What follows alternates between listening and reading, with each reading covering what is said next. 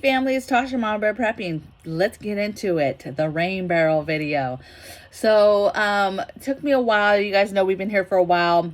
It took me a while. I wanted to get mine set up so I could show you the two that I like, the two different types of rain catchments that I like.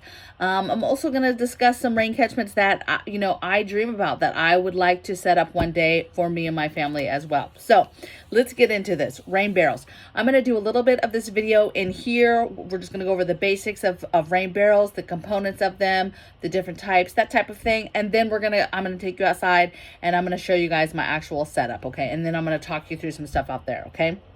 So basic rain catchment, if you didn't know, is, a barrel or some sort of catchment vessel.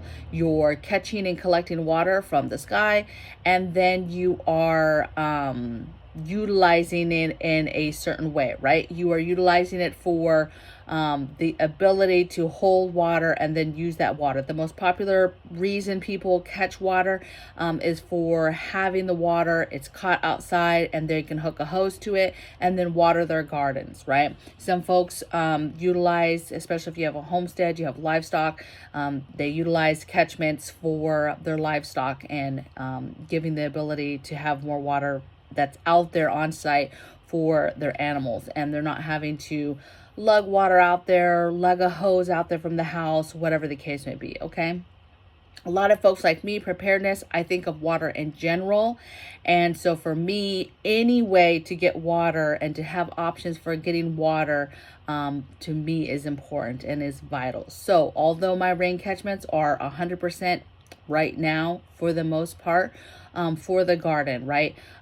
Therefore, if we ran into a situation and we had a small SHTF situation and needed extra water to flush toilets, that type of thing, don't have running water, something happens, right? Small scale, and I'm not having to worry about my plants. I still have water to water my garden, even though maybe we're going through something that's small scale, no power for a couple days, that type of scenario. That type of stuff happens all the time, and so having a small amount of extra water really matters.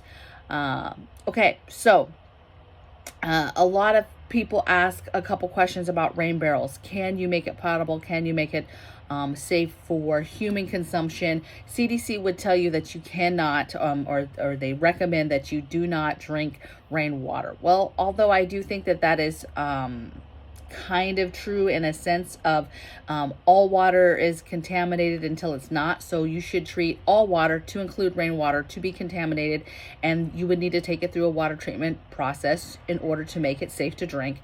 But it's possible, absolutely. Okay. And it is one of the reasons why we keep rain barrels. Okay. You basically have your catchment, you catch it, you need to treat it in some capacity, even for when you're utilizing it for animals, livestock, and even for your plants. A lot of people don't realize they just catch it and they just, they use it for the garden and no big deal. But it is important that you treat it with a small amount of bleach, even when you're using it for your garden, you guys. Okay. Don't worry, chlorine and stuff is going to off gas and it's completely safe. Again, CDC would say don't use it for washing any kind of food that you're going to put into your mouth. So again, just common sense. It's not necessarily can't water your food, but they're just giving a basic warning about water in general. You want it to be safe, right? You want water to be safe before you're putting it in your mouth for anything, whether that's washing fruit that you're about to put in your mouth, whether that's you brushing your teeth, that type of thing, washing your face with your eyes, that type of thing. Okay. Water is important and vital for life, and you just want to make sure that it is safe to consume, right? However it gets into your body. You will have some sort of straining option on your rain barrel at the top to strain out and filter out big items, leaves, big debris, bugs, insects, you name it, right? So you'll have some sort of filtering system on there. And this can get pretty extensive, right? You have folks that have rain barrels, have huge catchments, right? Hundreds and hundreds and hundreds of gallons. They catch it and they actually have a filtering system on, as part of that catchment. They have the catchment, the water then goes through a filtering system into another catchment, and then it's treated, and then you can use it for consumption or whatever, right? So folks have that filtering can be something basic, or that could be something very extensive. For us, if we ever use rainwater, that is just a straining process, what happens outside. And once the water is brought inside, it will go through a more in-depth filtering process through an actual filtering system like the Berkey or whatever that you have on hand, okay? So you have that straining. I'm going to show you what that looks like. Depending on how many barrels your system is, so you could just have essentially one barrel, a 55-gallon or a 30-gallon or whatever size you have, right?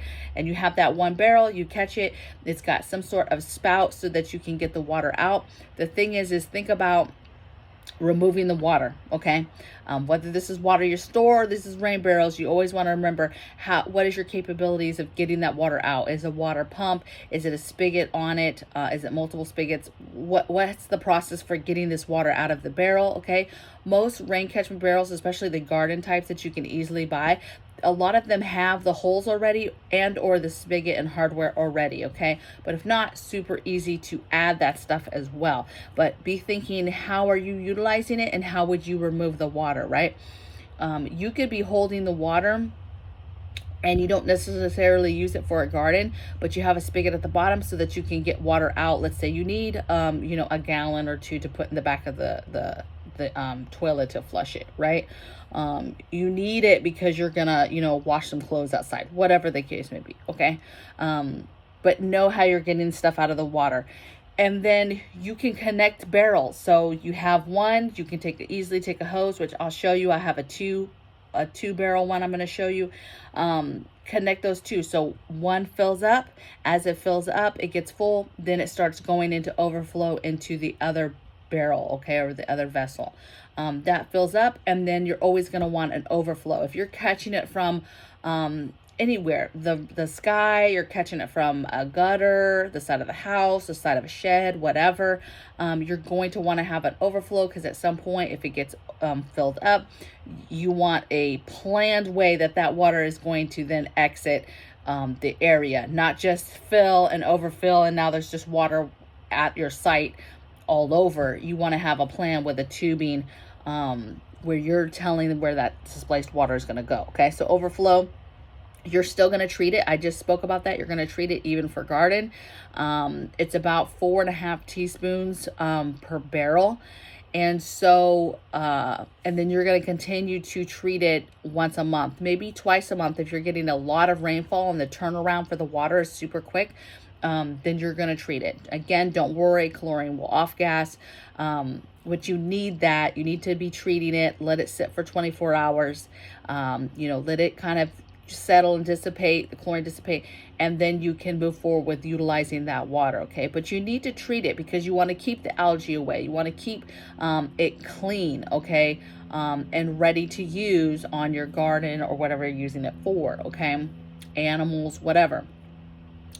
We spoke about this on yesterday's video, the subscriber that wanted to know about animals. One of my projects moving forward is going to be doing some rain barrels out there, catchment, having some crude filtering through sand, you know, gravel, sand, and charcoal buckets, and then that would be filtered through for my animals. I'm super excited. I know some people do some fancier stuff. Ideally, what would be awesome is having a big cistern, a big ability to keep water, and then having that connected to some sort of filtering system, both for off-grid and on-grid, and then that system be able to be connected to the house so that that's your water that you're getting that's going directly in the house. Whether you're on water or a well or whatever now, but giving you the opportunity and the ability to later to easily convert something to where if you had to convert it into your house, that's the water that you're getting your house water from, okay? These are things you want to think about when you think about the future and you think about water and water catchment. Another thing people don't realize too is water catchment is illegal in a lot of places. So you need to do your due diligence. Once upon a time, you know, I had a coworker was like, if you live in Washington, you know, you can't, you're a prepper, you can't, you know, you can't catch water there. And I was like, yes, you can. There was times where it was illegal here and you could not do it. Okay, so you're going to check out your area. You're going to check out your county. It could break it down to counties and not be a state thing. So figure out where you live, look at the laws, figure out what you're allowed to do. But some places you can't do it. Hey, baby, I'm not telling you what to do and not do. Obviously, if it's SHTF and you need to catch water, I don't think anybody's going to be coming around, citing people. But just know in today's world, you could be cited depending on what the laws are in your area. So pay attention to what you're able to do. Another thing in the regards to treatment, okay, so you've treated it with some bleach, is mosquitoes. I had a subscriber the other day ask, hey, we have really, really, really bad mosquitoes. And so any kind of catchment, any kind of water that's sitting anywhere, all of it gets attacked by mosquitoes. And that's where I learned from other people commenting in the chat about dunks. So I simply went on Amazon and looked for, rain barrel dunks. And it's just these little round singular discs. You take a fourth of one of those a month, put it in the tank, 55-gallon tank, and then it will treat it, and it will basically it kills larvae, it kills all that stuff from mosquitoes, okay, so that you can continue to use that water, okay. Obviously, you probably would use more of it depending on how bad the situation is, but dunks, okay, a dunk. Either a dunk or dunks, D-U-N-K, and then I don't know if it has an S or not on it, okay? I'm sure I'm going to have a bunch of people right now in the chat correcting me whether it has an S or not. So that's how you would address mosquito issues. Let's see. I want to just take a look at my notes. I think the important thing to know is, what are you utilizing this for?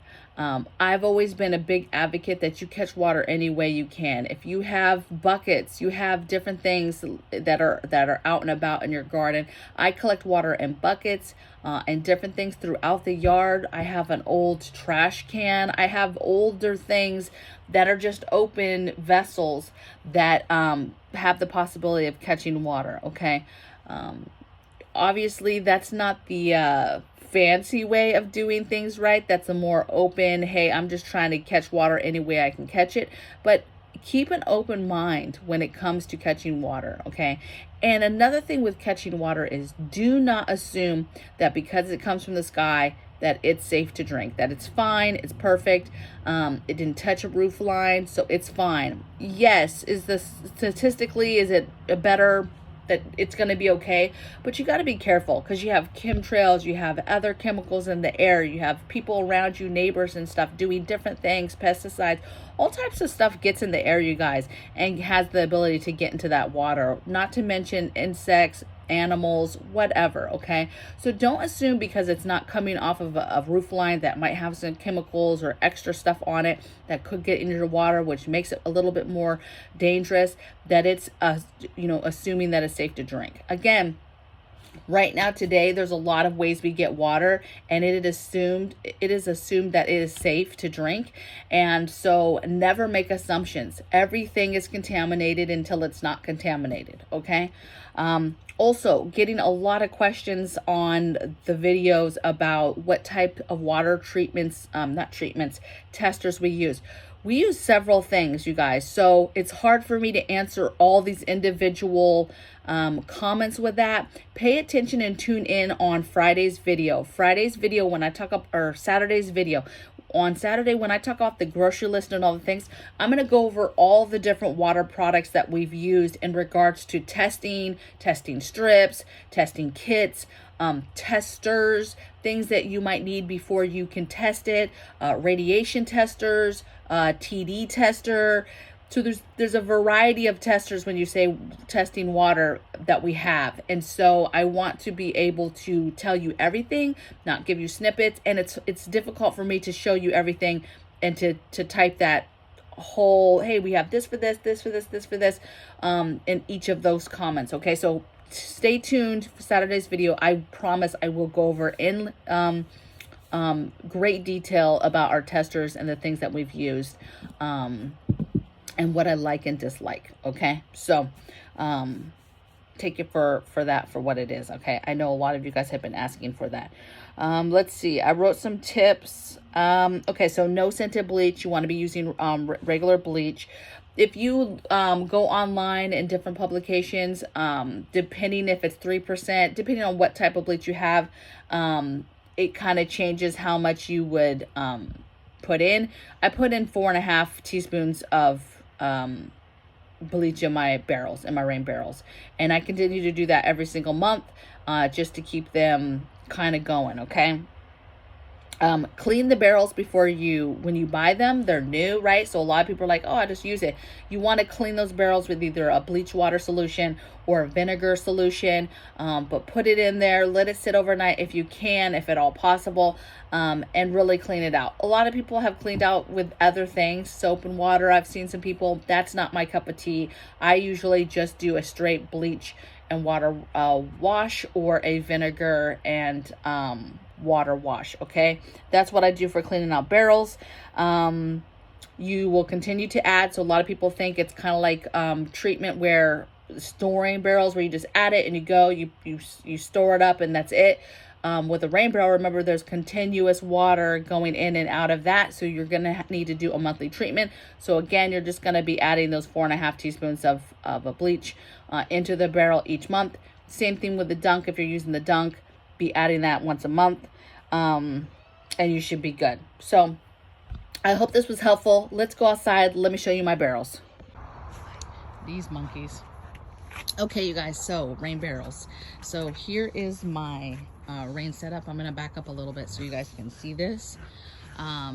So you see I have a screening there. That's to help with the sun, and keeping the sun off the barrel so that they don't get super, super hot. But basically the way this works is, here is my drain. It comes down. You see the lid here that screws off. You have the screening that's already on here. This barrel came like this. It had this already cut, had this cut, had the screening, everything. So this barrel, you guys, actually came like this. Also with this barrel, it came with the spigot, the two on the side, that one and that one. So each of these barrels came with 3 spigots. This one's back here because I don't really need it. Where's it at? Oh, it's down there, you guys. It's down there. I don't need that one. Okay, so first barrel. How my barrel, water goes in, fills up. If I want to use this spigot, I can use this spigot. This over here, we've got a hose to hose barrel. This is set up to where water actually will fill both of them up at the same time, but you can actually hook a hose from that one down. So as this one fills up, hook the hose right there, and then it could go down there and then fill this barrel up. So you can do this any way you guys want, okay? And then this upper one, we would have a hose connected to it, and it would be our overflow. Okay, I don't have that hooked up right now because I want to get a different hose. I had one, and because of where this is located at this house, I want to get a longer hose. Okay, now this barrel right here, I bought these two at the same time, so this one is open as well. You know, if the second barrel, or maybe you had a third, a fourth, a fifth, whatever, if they were open, they could possibly be catching water at the same time that the rain catchment one was as well. This is obviously under an eave, so there's no water is going to be able to get caught up in there. But if you had several of these and one was under the eave, one that was collecting like this, and you had bought ones like this, they could essentially collect water at the same time.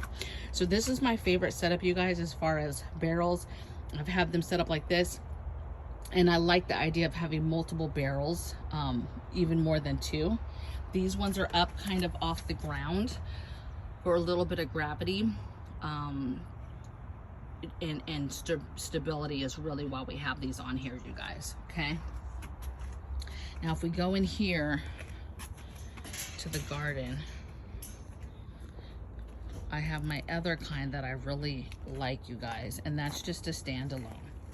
And a standalone, again, you see it's kind of up for gravity. This one, the spigot, so this barrel actually did not come with the spigots already in, so we did that spigot.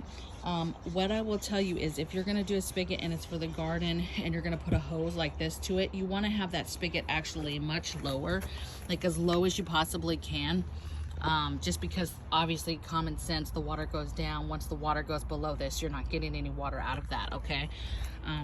But we keep water like crazy, so I'm not really concerned about where this was at. But this one, we had to do the holes, so we had to do that hole. We bought this spigot piece on Amazon, put that in, and then we bought this spigot one and put it in, and that will be for overflow. Now this one as well, since we bought it, hubby had to cut our own holes. So obviously this came with the top. This was the top lid piece. He cut the holes, and then this is just a piece of what do you call it? The screening for, you know, like screen doors and windows. Okay. So you see there's already some condensation. It's been collecting water. So that's my two favorite, you guys. I like open catchment. With open catchment, obviously you want to make sure that it's, you know, open to the sky so that you have the ability to get the most water.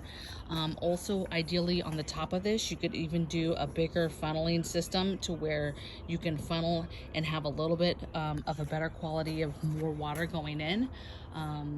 But I like having this because too, you can have these set up in different parts of your property by animals, you know, and you're not having to be dependent with this type being, you know, next to the downspout. Okay, you guys, here's this view.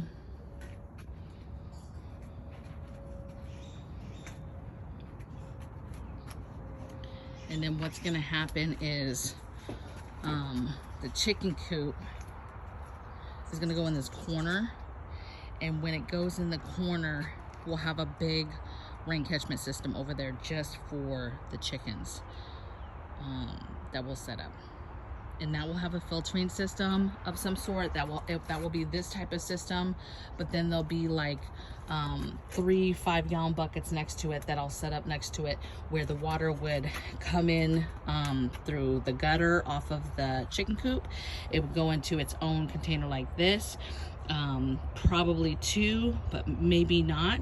And then you would have a system where the water would fill up. Then it would come out here. It would go through 3 5-gallon buckets next to it that would have gravel on the top. The middle one would have sand, and then the bottom one would have charcoal. And then it would go from that into another system or another barrel catchment for the cleaner filtered water. So I hope this was helpful, you guys. You know, this is our setup. I'm a huge fan of both setups, and I appreciate what both of those types of ways, I guess, of catching water can do for you. Here's a little garden view, you guys.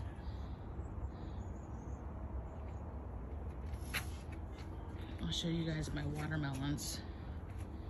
Let's see if oh, I almost just walked into a huge spider, you guys. Oh, here's one. Watermelon. The watermelons are there and on the other side, and they're literally growing everywhere, all on the ground. They're literally everywhere. I love it. Okay, you guys, be well. Bye.